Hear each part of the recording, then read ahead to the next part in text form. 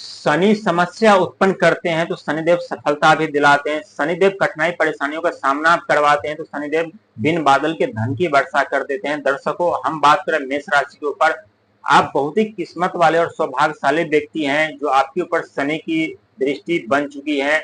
और शनि की दृष्टि पड़ने के कारण कभी जीवन में दुखों का आगमन होगा, कभी सुखों का आगमन होगा, लेकिन ये आपको ये यात्रा तय करना है कि इस यात्रा में दुख में आपको कैसे बना रहना है और सुख में आपको कैसे रहना है। क्योंकि जब जब किसी व्यक्ति के ऊपर शनि की दृष्टि पड़ती है तो या तो उनकी जीवन बर्बाद हो जाते हैं, या उनकी जीवन आबाद हो जाते हैं, या तो वो व्यक्ति राजा से रंग बन जाते हैं, या तो वो व्यक्ति रंग से राजा बन जाते हैं। क्योंकि शनिदेव महाराज कर्म के फलदाता है, वो किसी के साथ पक्षपात नहीं करते।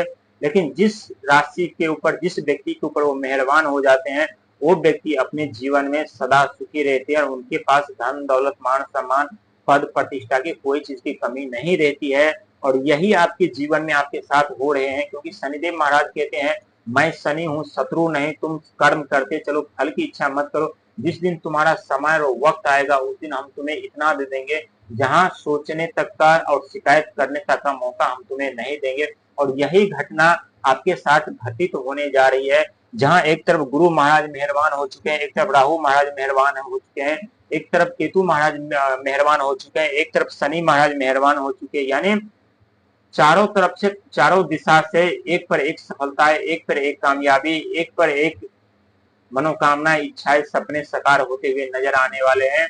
क्योंकि शनि के साढ़े साथी का पहला चरण में इतना बड़ा तोहफा आपको शनिदेव महाराज दिए हैं जो कभी जीवन में आप कल्पना भी नहीं किए होंगे और न कभी कर सकते हैं।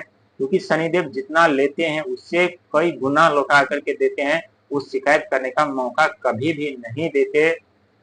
क्योंकि आपके ऊपर शनि की दृष्टि पड़ने के कारण आपके जो कार्य बिगड़ रहे थे, ये वास्तविक सच है कि बाधा उत्पन्न हो रहे थे, कठिनाई परेशानियों का सामना कर रहे थे, लेकिन उस कठिनाई परेशानियों का सामना करते हुए आपको बड़ी अपॉर्चुनिटी, बड़े मौके भी आपको प्राप्त होने वाले हैं। क्योंकि शनिदेव की दृष्टि आपके ऊपर पड़ चुकी है।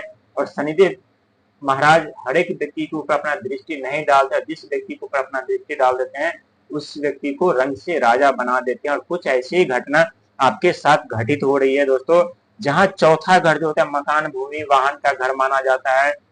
और एक व्यक्ति को अपने परिवार चलाने के लिए, अपने परिवार को गुजर बसर कराने के लिए सबसे पहला जरूरी भूमि होता है। भूमि के बाद मकान, मकान के बाद धन, धन के बाद माता पिता, हर एक चीज अनिवार्य होता है।